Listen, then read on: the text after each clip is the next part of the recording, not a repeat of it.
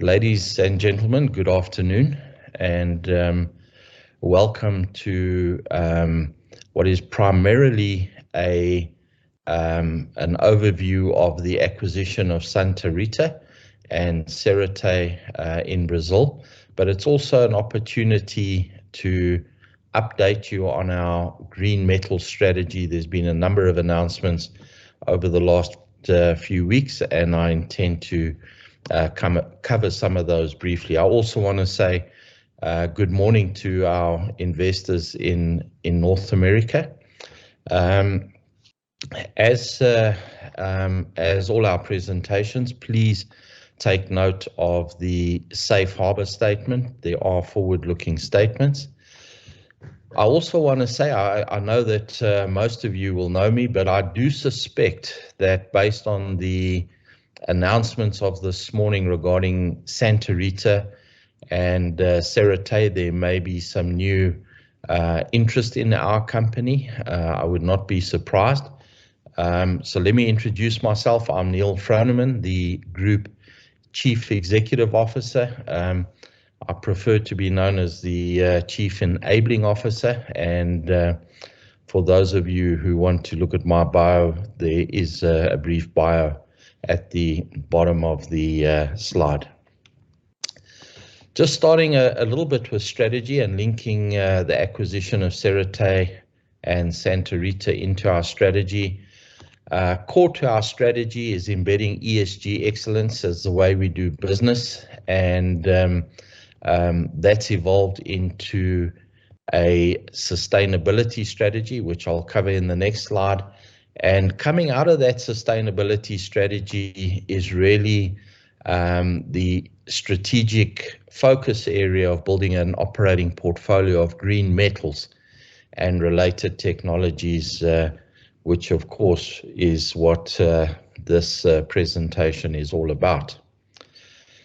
As I said, moving on to the next slide, the sustainability themes that underpin our ESG commitment or commitments are embedding human rights and ethics, developing a climate change resilient business, and I'll come back to that, entrenching long-term economic sustainability, and you can see all the sub aspects to that, and then of course being a data-driven and considered decision-making business as well. What you can't measure, you can't manage. But coming back to developing a climate change resilient business, there are two aspects to that. There's a road to carbon neutrality, which is really embodied within plans on assets we already own. And then important to the climate change resilient business is building a portfolio of green metals. And that is in a considered way driving our external growth strategy. And of course, all of the United Nations Sustainable Development Goals feature in underpinning our ESG commitments. So just looking at our strategic growth track record and where Santa Rita and Serati fit in, important to note that we established ourselves as an industry-leading dividend payer through our gold business. Our gold business has still got long life. We took a conscious decision after 2 years of planning to enter the PGM space, and we made a number of acquisitions in South Africa. But more importantly, we started the externalization of Sibanye and changed the name to Sibanye-Stillwater when we acquired the Stillwater assets in 2017. That was a transformative transaction, and I would suggest very similar in many respects to the acquisition of Santa Rita that was announced this morning, and I will tell you why a bit later. The acquisition of Stillwater gave us the best geographical diversity of any PGM company. It also gave us very substantial access to the circular economy through the PGM recycling business. And once we had completed this, we had a very good understanding of the underlying demands for the global car pool and how that would include battery electric vehicles, and we started a 2-year planning exercise in terms of getting to understand the electric powertrain. And we acquired SFA Oxford in 2019 to help us do that. And that was the start of our 4th sigmoid curve into green metals. So 2 years later, we've confirmed our understanding of the chemistries that are important for battery metals. And we've listed it under the sigmoid curve: lithium, nickel, cobalt, manganese. Graphite is not a metal, but important. Of course, recycling is going to feature even more predominantly, and we are very happy to grow our exposure in the recycling of battery metals somewhere in the future. Uranium, we have considerable amounts of uranium associated with our gold business, and we'll be bringing that to account. Of course, the PGMs will transition into the hydrogen economy. And I want to make it very clear at this stage that we remain very confident about the future demand for PGMs, and I will cover it in the next slide. Of course, copper is an important element, and then of course we have also grown our exposure to the circular economy through tailings retreatment. But post understanding what are the right battery metal chemistries and what metals make that up, we've recently made some very quick moves to acquire Calibre, Sandoval, the Rhyolite Ridge joint venture, and then of course the announcements this morning of Rita, which is nickel and cobalt, and Serati, which is copper. And we'll be going through that in more detail. So that is how we see our strategic track record and the evolution into green metals. There's no doubt there's strong demand for both battery metals and PGMs. And again, I'm going to say it a few times, please do not read our entry into battery metals as having lost confidence in PGMs. In fact, these two graphics below actually show you out until 2030, we see very little change in PGM demand. We do see very significant penetration rates by battery electric vehicles.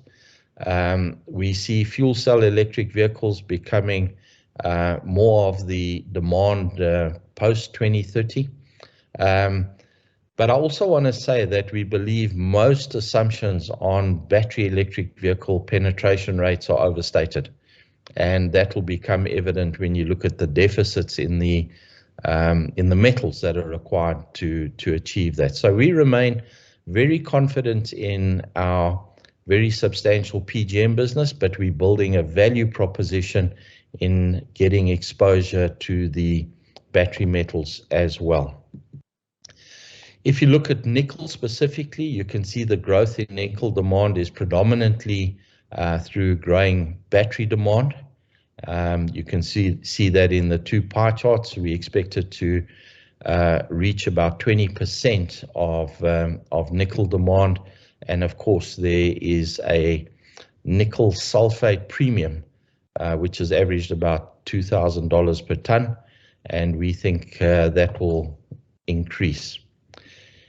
If you look at copper, it's absolutely essential to meeting global decarbonization goals through electrification.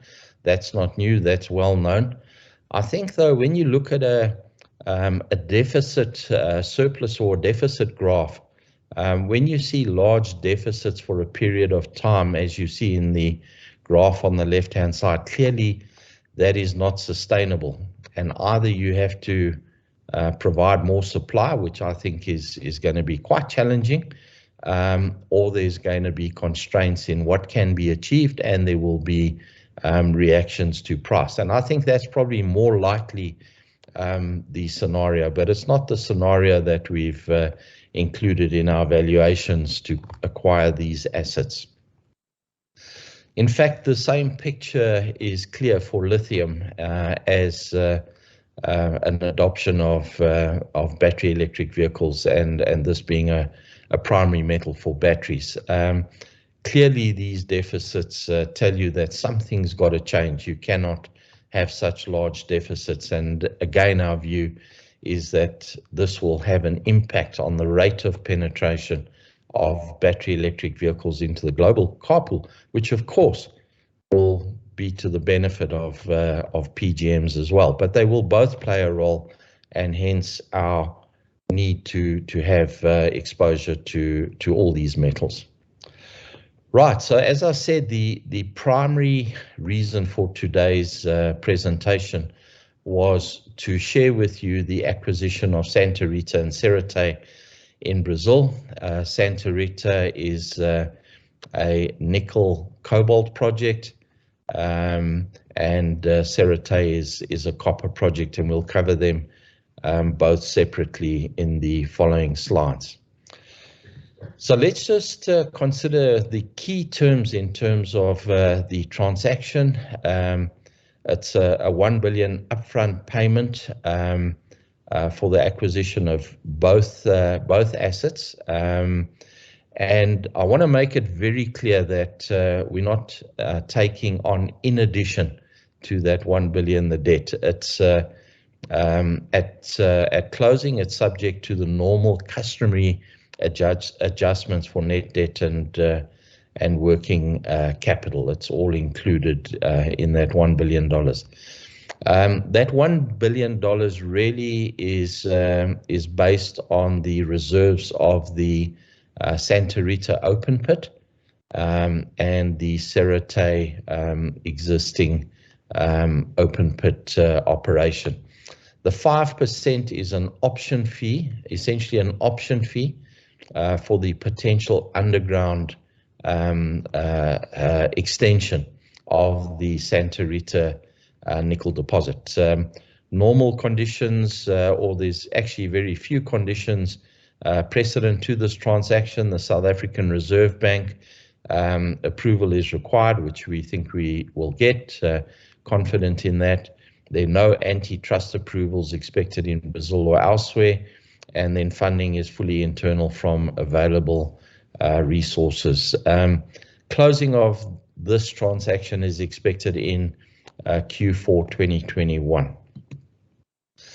If we look at the rationale, and I'm sure that my introduction has already covered some of the rationale, but if we look at the asset quality, and clearly this is part of us doing a risk management related to the acquisition. Santa Rita is a top 10 nickel sulfide asset, first quartile cost production, a 7-year life of mine with potentially 27 years of underground extensions. That's still got to go through proper engineering work, and as I say, the 5% royalty is related to that underground extension. Serati, similar in terms of it's also in the lower quartile of cost producers.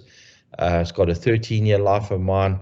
Both these assets have potential for mine life extensions, and I don't intend to go through all the issues in terms of strategic fit. I think in terms of ESG, what's important to us, very important, is the strong relationships with local communities in both cases. And it won't surprise you that a single management team has achieved that, and that management team I'll get to now will be joining us as the ongoing management team for our Latin American growth aspirations. Important to note, 85% of energy is hydropower based at Santa Rita, first quartile carbon emissions, and in fact at Serati we also have first quartile carbon emissions. I want to just stop on the management team for a brief moment and say that in our investor days, we very consciously and specifically exposed you to the deep depth of leadership that we have within our company, and people are considered the most important part of our business, and I will conclude with this as well. So to us, it was very important that we identify assets of this size with a quality management team. And certainly we have done that. We've had very good interactions, and by good interactions, I mean we have assessed a management team that has a good culture, is very competent, and certainly provides us with the confidence to back this management team to grow our position within Brazil. So very pleased to say that this management team has agreed to join us.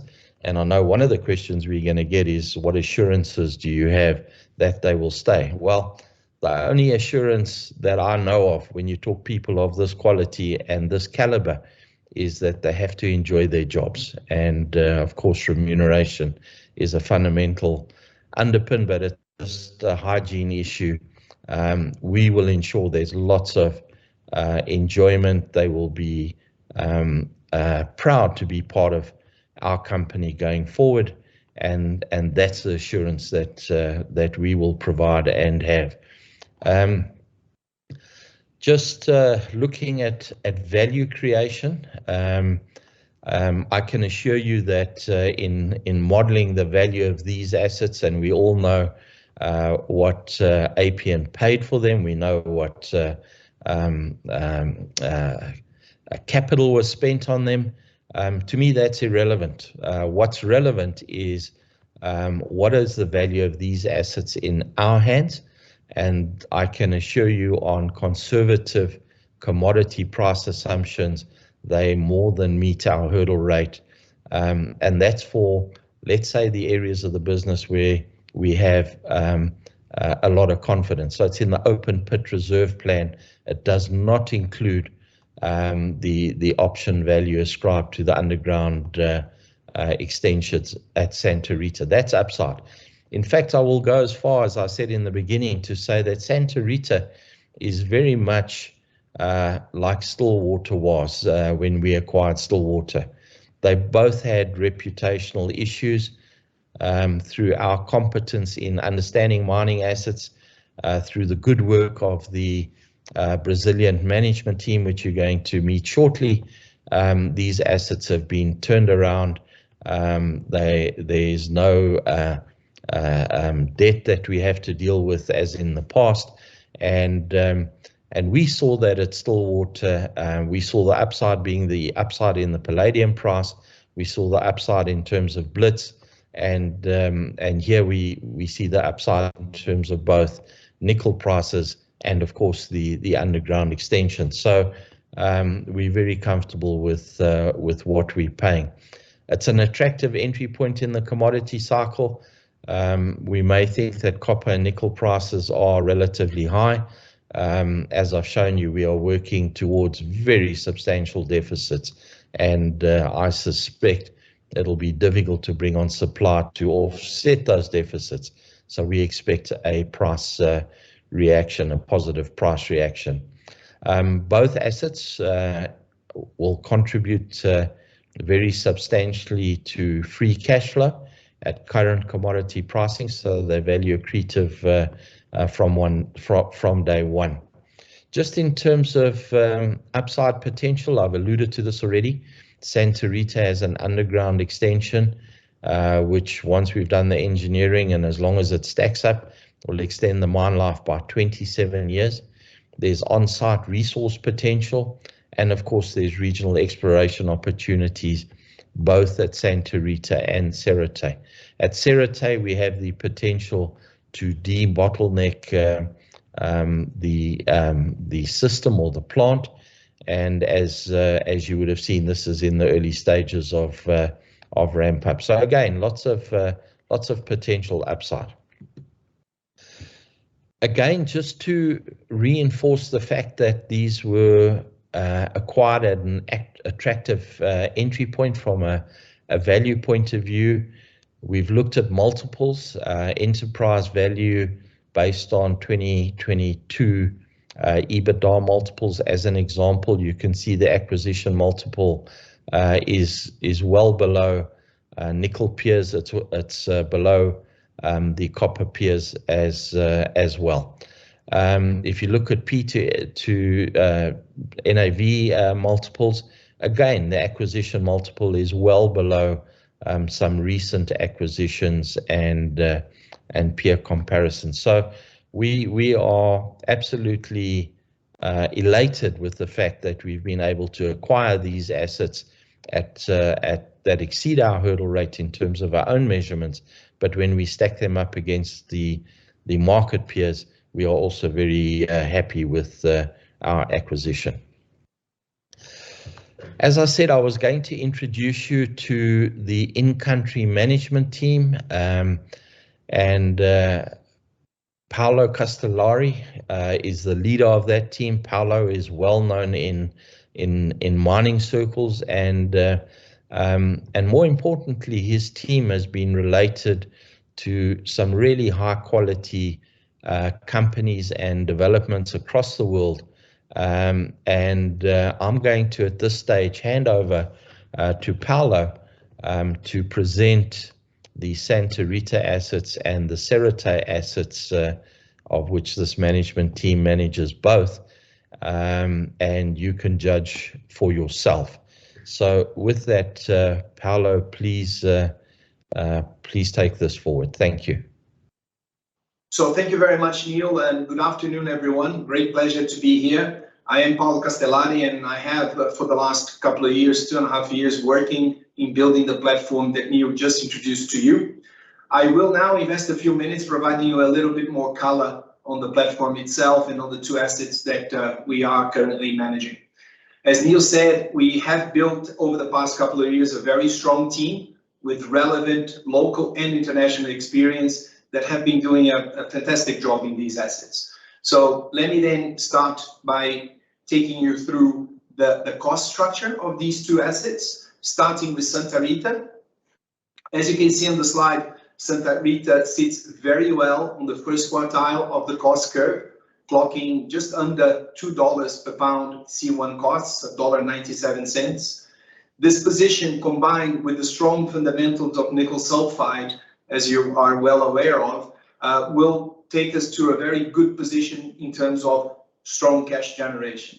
And this is really based on very strong pillars for the long run, based on the revised mineral resource plan that we have done, both for the open pit and for the expected extension to the underground, based on very robust ore classification, focusing on nickel sulfides, and also based on an optimized mine plan, where we have adapted the mining method using a more selective mining method, therefore achieving lower strip ratios, using smaller, locally sourced equipment that actually underpins the good, strong positioning in terms of costs for the long run for Santa Rita.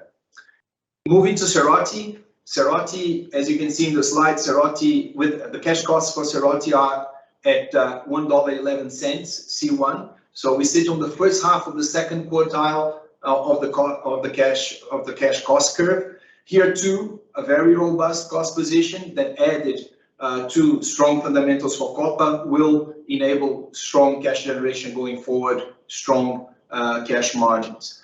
At Serati, we have a near surface conventional open pit mine, strip ratios of 1.7 times, a very privileged location. Our product is differentiated. We are producing a high-grade copper concentrate that offer attractive downstream costs, as well as we leverage from a privileged location in Brazil, in the north part of Brazil, with easy access to a number of ports, also helping on logistics costs. So all these things underpinning the strong cost position going forward. If we move forward and provided you with a little bit more color detail on Santa Rita. This is our nickel sulfide mine located in the state of Bahia, in the northeast part of Brazil. This is a mine that has one of the largest nickel sulfide resources in the world. We have the right product in a favorable location, managed by a very experienced team with a strong growth potential. It is the right product because it puts us in a very strong position into the future. We all know the relevance of nickel sulfide in terms of contributing to the battery value chain. We are in a favorable location, a mining-friendly jurisdiction with easy logistics, with very strong support from local stakeholders. We have a very strong management team. We have managed to keep essential staff from the old days that this asset was managed. So this helped us a lot in the restart and the ramp up of the restart. More than 75% of our people are employed locally. And finally, we have a very strong potential in terms of growth. We have an open pit life of mine for 7 years and the extension into another 27 years for the underground, as well as a number of options in the surrounding areas. We'll cover that later on. At Santa Rita, we restarted operations in October 2019. We have managed to deliver a safe, responsible ramp up with very strong leading and lagging indicators. We'll share this with you later on. Operations right now present good stability. We have delivered in the first half of 21 5 shipments and 9 shipments to date, just over 6,000 tons of nickel in concentrate for the first half, with $2.53 per pound C1 costs. We have at the moment 2,500 people at site. And as you can see on the slide, there are a little bit more, there's more information there, some key metrics on life of mine, on production, on strip ratios, and costs for Santa Rita. So providing yet more detail on Santa Rita and detailing the key drivers for the restart of the operations. We have been through a detailed technical and operational plan, taking into account the entire value chain for mining. Starting with the strategic review of the mineral endowment, almost 130,000 meters drilled since 2018. By the way, equivalent to more than a third of all the drilling ever done in this asset. We have revised the mine plan, adopting a more selective mining method, adopting smaller, locally sourced equipment that is easy to purchase, easy to manage, easy to replace, and therefore achieving lower strip ratios and obviously lower costs. We have improved and continue to improve processing performance based on better ore classification, as I mentioned, due to the drilling and all. Rolling out our operating model, leveraging lean manufacturing practices, and of course continue to working on the journey to stability of operations. We have been selecting top class suppliers, so the mine contractor and all other key suppliers, long-term relationships that we have from the network that we've been managing for the last many years. And we have reshaped the sales portfolio to have a more balanced arrangement in terms of tenor, location, as well as volumes. And of course, working with growth, as we will see on this next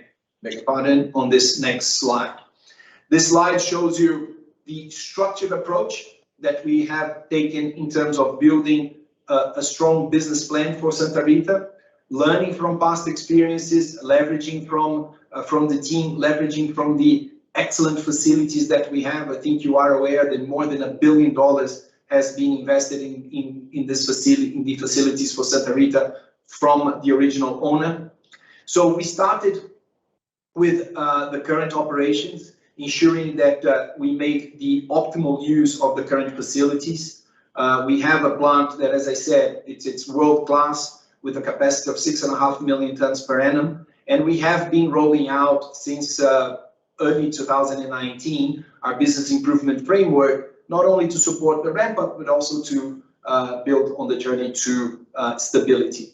Then on the second block, the middle block in the page that you see, in the slide that you see, working on the extension and expansion of production from the underground. We have finalized in the first quarter of this year a PEA that shows tremendous potential for the underground, a lot of potential by using sub-level caving for an additional 27 years life of mine for this asset with improved grades and very probably improved volumes as well going forward.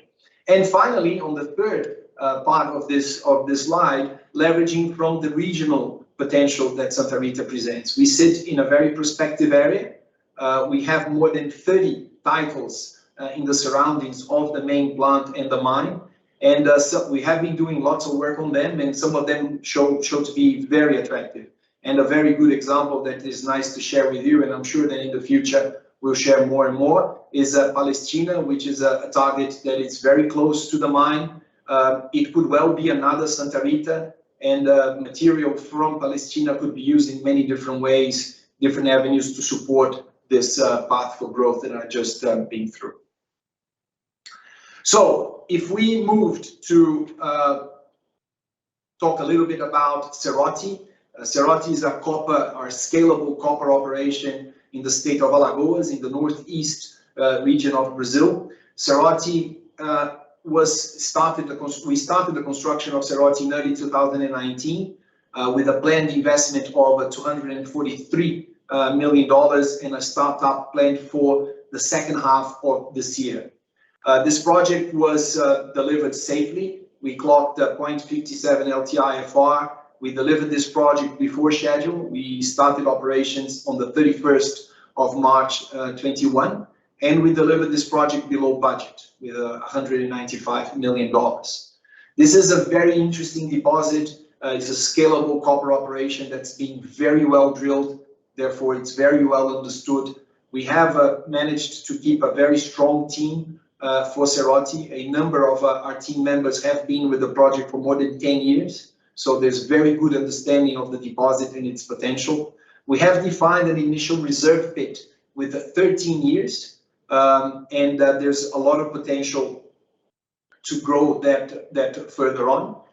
We have, similar to what we described with Santa Rita, and we'll cover that in a minute, put together a very structured, robust growth plan, leveraging from the mineral endowment that I just described, and also leveraging from regional plans, as we can see here in this slide. So, firstly, I mentioned about the safe delivery of the project. We are now in ramp up. We have been operating well on the ramp up with very safely and responsibly. We have been leveraging a great deal from the experience that our team holds in starting up mining projects here in Brazil and abroad. And then similar approach to what I described in Santa Rita, 3 main items. We have a number of opportunities to optimize the original life of mine plan, looking at plant optimization and leveraging the business improvement framework that we have in place already. Then extending the life of the mine, because there is significant resource potential beyond the current pit design, the one that I described for the 13 years. As well as the treatment of oxide material. This deposit has oxide material, so we are looking at the possibility of building a new plant, an SX-EW plant, to treat the oxide material in the future, which would be an avenue for growth as well. And then finally, the regional growth pipeline. We have 10 titles in the surroundings of the existing treatment facilities, and some of them very good. And one example to share with you is Rogério, that again, very close to site. We will be working forward with Rogério, investing in exploration and understanding more the paths for growth. So, in conclusion, over the past 2-3 years, we have built an attractive platform here in Brazil, looking at relevant assets in terms of industry, in terms of size, in terms of growth potential, and of course, in terms of profitability and cash generation into the future. We have managed to attract a team that share strong business principles and values on care and respect, on accountability, on delivery, on looking at all stakeholders inside and outside the gate, and most importantly on ESG. And this is what we treat in this slide, looking at safety, both at Santa Rita and Serati, delivering world-class safety standards. At Santa Rita, LTIFR below 0.24 year to date, more than 2,100 safety engagements, which is one key lead indicator for us. At Serati, 0.58 year to date LTIFR and more than 1,000 safety engagements, keeping in mind that there are less man hours worked at Serati, and thus the number is slightly different in terms of comparison for the safety engagements. In terms of the environment, we have very strong, well-managed and endorsed by world-class consultants downstream tailing facilities, working well and following the strictest standards there are. And finally, on governance, with a comprehensive framework on governance in general terms, on the appropriate controls, processes, and of course, on inclusion. So this is what I wanted to share with you. I would like now to hand back to Neil so that he can take you through the rest of today's conversation. Thank you very much for your time. Thank you, Paolo, and I'm sure that the audience would agree with me that this has really been a smart acquisition by us as Sibanye-Stillwater, and I'm sure the audience would also agree that well done to you and your team for what you've achieved with these assets. We are very happy new owners of Santa Rita and Serati. I do want to just very briefly just go through some updates on previously announced acquisitions and partnerships. And let's start with Rhyolite Ridge, which is a lithium joint venture that we have done together with Ioneer in Nevada. And I'm really going to focus on the right-hand side of this slide. Ioneer is the owner of the Rhyolite Ridge project. The joint venture will be a 50-50 joint venture between ourselves. Ioneer will be the operator. We will obviously provide very substantial operating support as well and input into the JV. For $490 million, that is what the cost to us is. That's direct funding into the JV. We've also made a $70 million investment in Ioneer, which has resulted in us owning 7.1% of Ioneer as well. Ioneer will contribute the Rhyolite Ridge South Basin, which will form 100% of the JV, and then subject to a $50 million option fee from ourselves, they would then contribute the Rhyolite Ridge North Basin. Again, this is quite a remarkable project. If you look at the investment highlights, this particular project is world-class in a really high-quality jurisdiction in Nevada. It's got potential significant market presence. It'll be one of the first major lithium suppliers in the United States.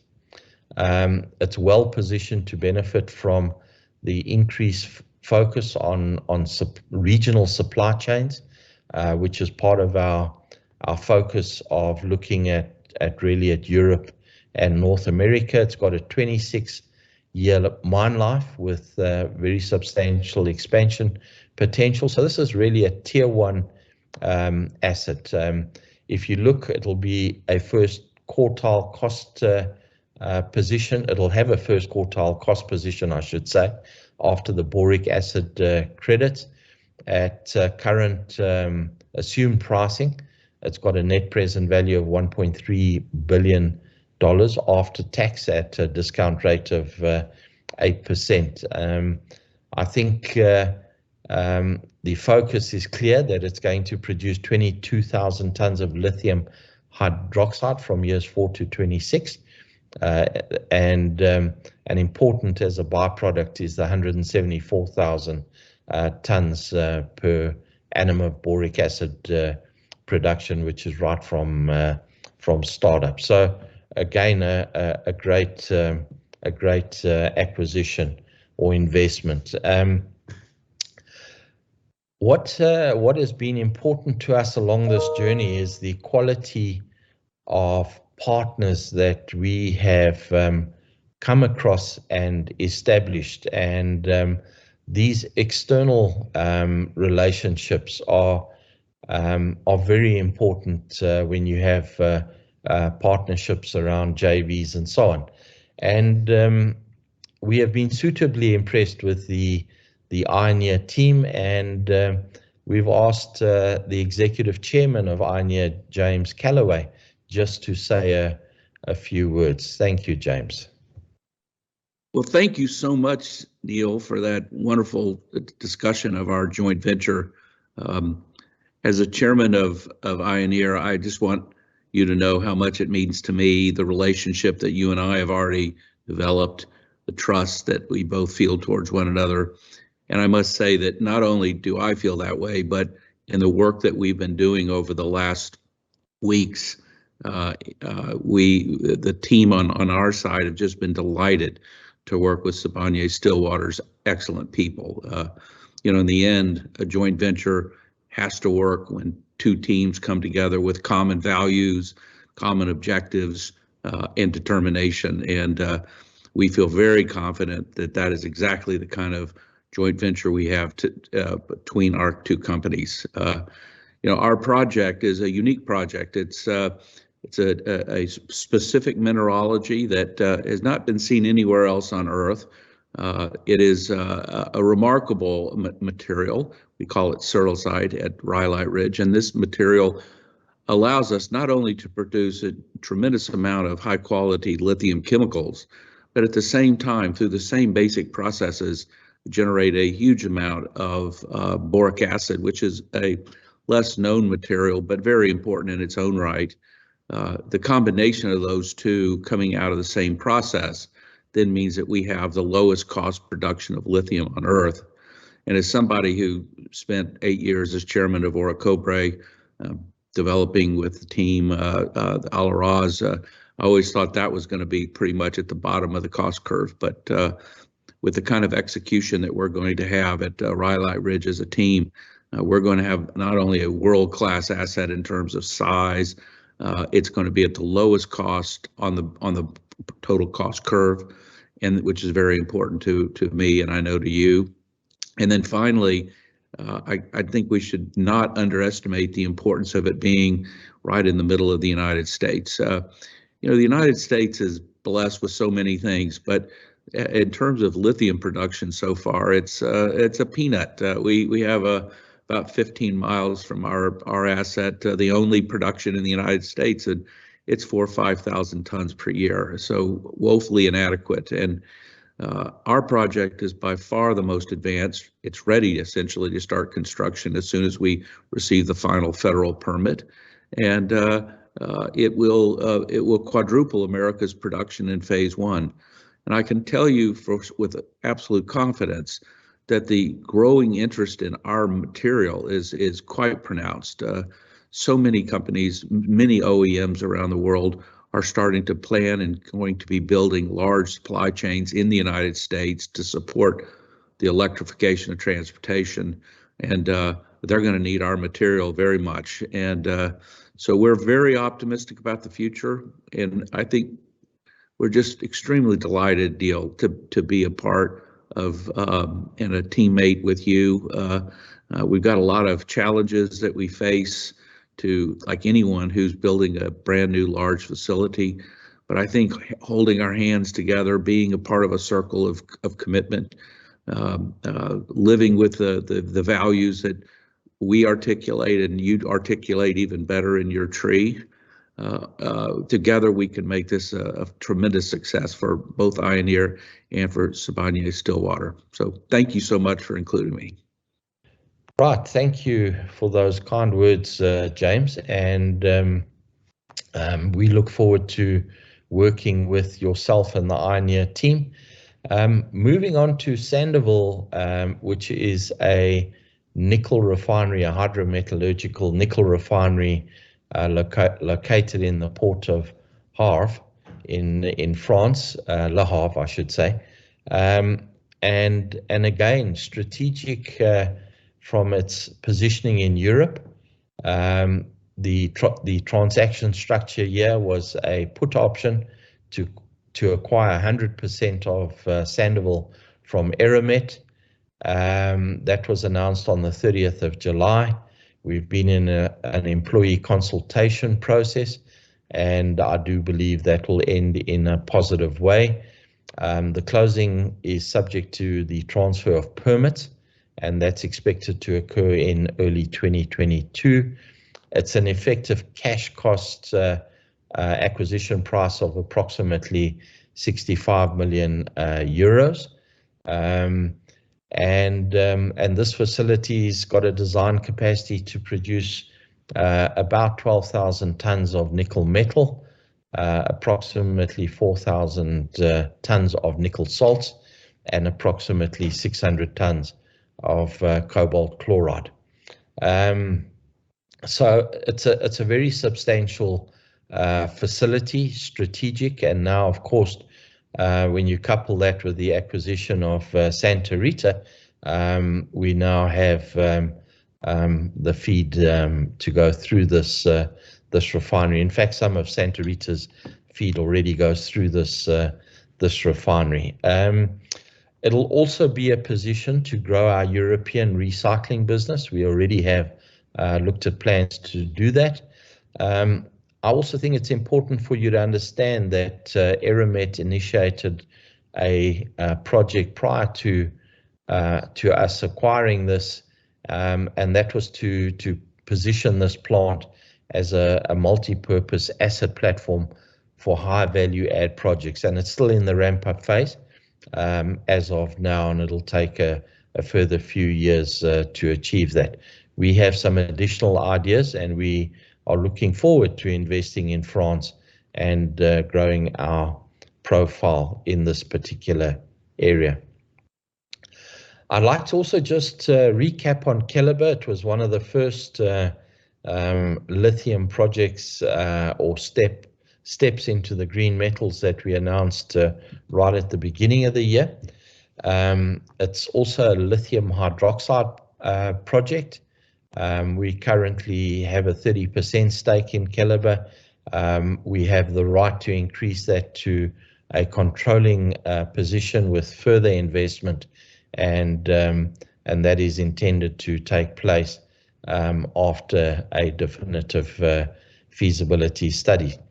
Again, relationships and people are so important, and in Finland, I'm very pleased to say that our partners are the Finnish Mining Group, which is the group through which the Finnish government holds its mining shareholdings.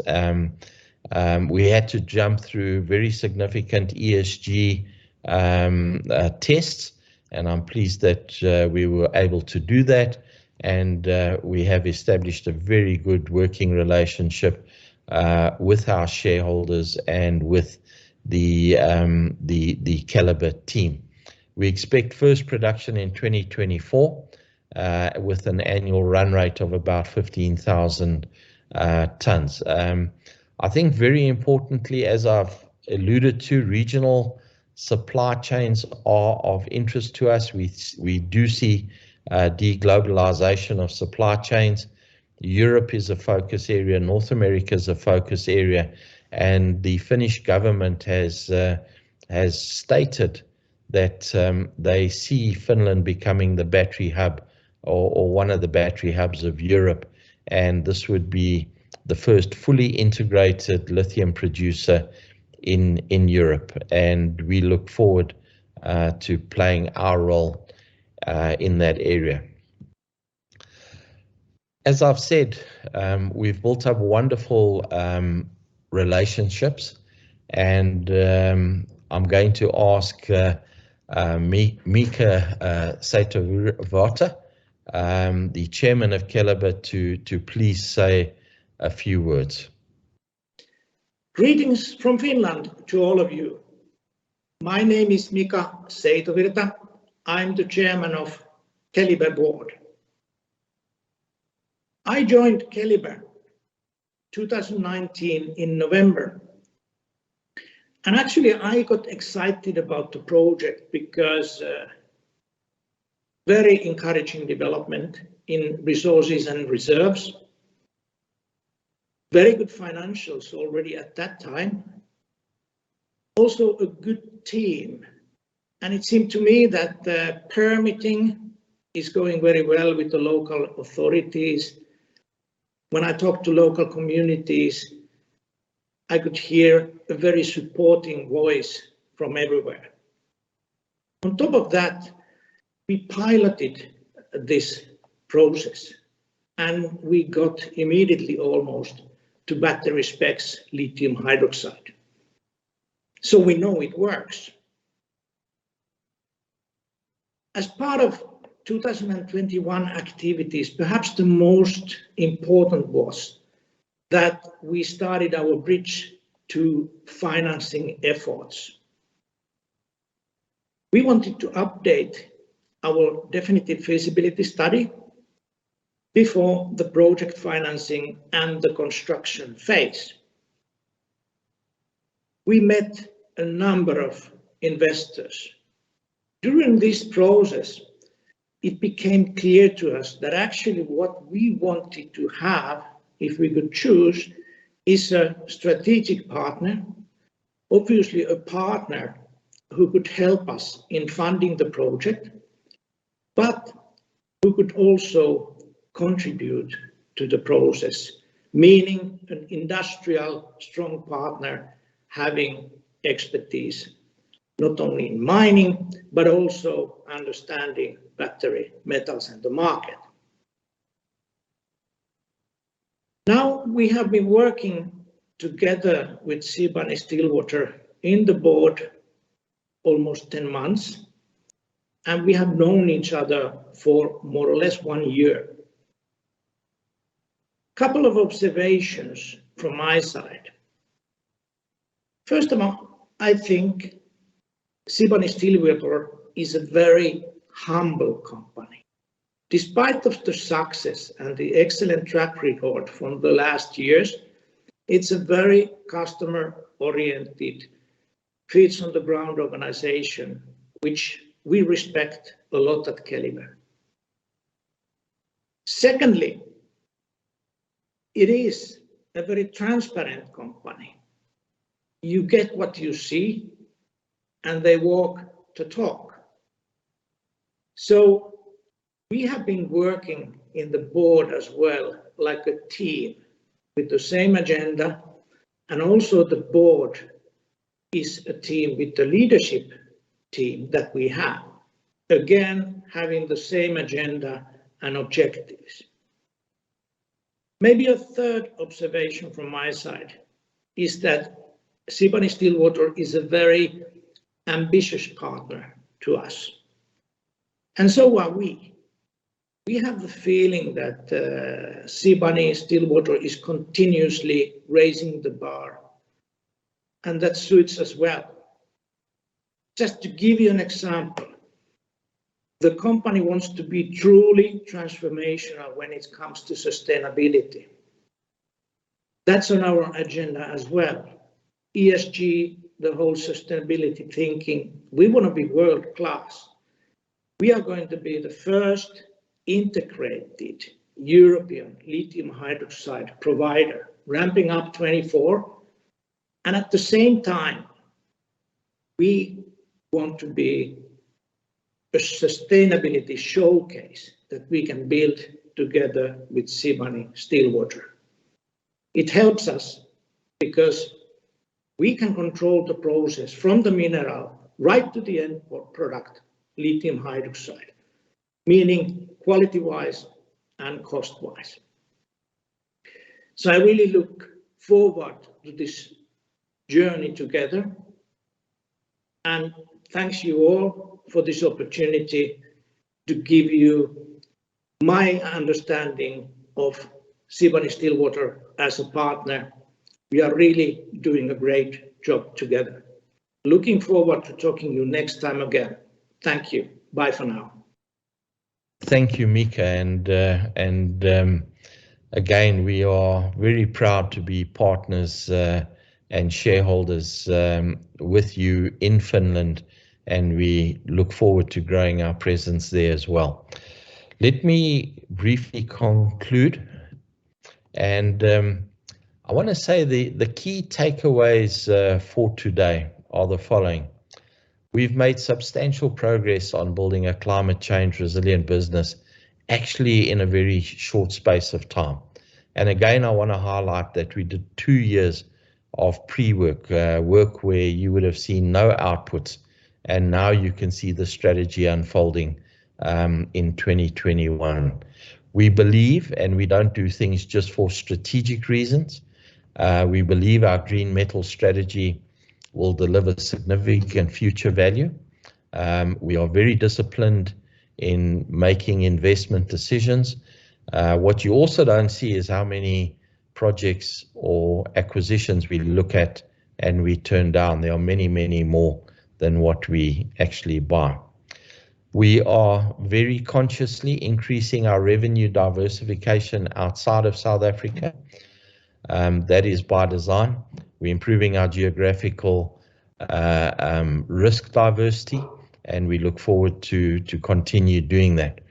We have secured meaningful positions in high quality and strategic assets. And again, I want to come back to the people part. We've given you an external view of the relationships we have with people outside of our organization, but it's suffice to say, great people, a good strategy, and quality assets will make a great company. Thank you for that, and we would now be very happy to take any questions you may have.